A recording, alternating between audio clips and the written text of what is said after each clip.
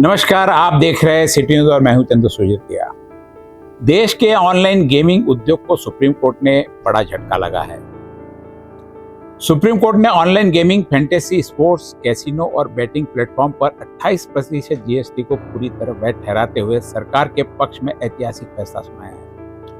Court ने साफ कहा है कि अगर किसी गेम में पैसे की बाजी लगती है और परिणाम अनिश्चित है तो वह जीएसटी कानून के तहत बेटिंग एंड गैम्बलिंग की श्रेणी में आएगा, चाहे वह स्किल बेस्ड गेम ही क्यों न हो।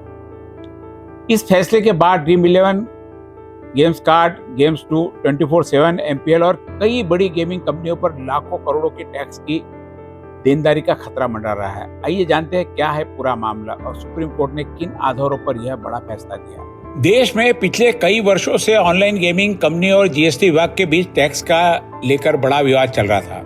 विवाद की शुरुआत तब हुई जब director general of GST intelligence यानी डीजीजीआई ने कई गेमिंग कंपनियों को भारी भरकम जीएसटी नोटिस जारी किए।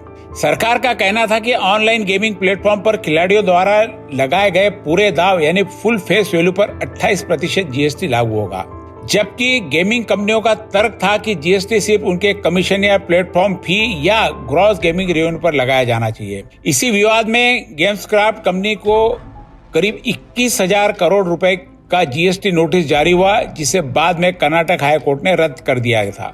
लेकिन अब सुप्रीम कोर्ट ने उस फैसले को पलट दिया है। सुप्रीम कोर्ट की जस्टिस जेबी पारदीवाला और जस्टिस आर महादेवन की बेंच ने कहा कि जब किसी गेम में पैसे की बाजी लगाई जाती है और नतीजा अनिश्चित होता है तो वह बेटिंग और गैम्बलिंग की प्रकृति ले लेता है। कोर्ट ने यह भी माना कि ऑनलाइन गेमिंग कंपनियां सिर्फ इंटरमीडियरी नहीं बल्कि एक्शनेबल क्लेम और सप्लायर है, इसलिए उन पर जीएसटी लगाया जा सकता है। सुप्रीम कोर्ट ने 2023 में किए गए जीएसटी संशोधन को भी वैध माना, कहा कि यह केवल क्लैरिफिकेशन था, नया कानून नहीं। यानी सरकार पुरानी अवधि से भी 28% जीएसटी वसूल कर सकती है। इस फैसले के बाद गेमिंग उद्योग पर करीब 1 लाख करोड़ से लेकर 2.5 लाख करोड़ तक की टैक्स की देनदारी आने की शंका जताई जा रही है। अब डीजीजीआई देश भर की करीब 70 से 80 गेमिंग कंपनियों से रिकवरी प्रक्रिया तेज कर दी है। सुप्रीम कोर्ट के इस फैसले को भारत के डिजिटल गेमिंग सेक्टर के लिए बड़ा टर्निंग पॉइंट माना जा रहा है। विशेषज्ञों का कहना है कि इससे कई कंपनियों के बिजनेस मॉडल पर असर पड़ेगा और सेक्टर में कंसोलिडेशन तेज हो सकता है।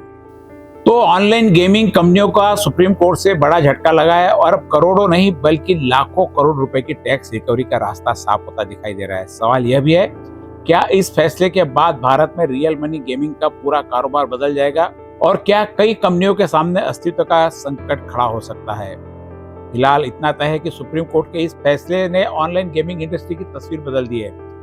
हाँ, सुप्रीम कोर्ट के इस फैसले के बाद क्लबों, सोशल गेम के नाम पर चल रही पैसे वाले खेल भी जांच के दायरे में आ सकते हैं।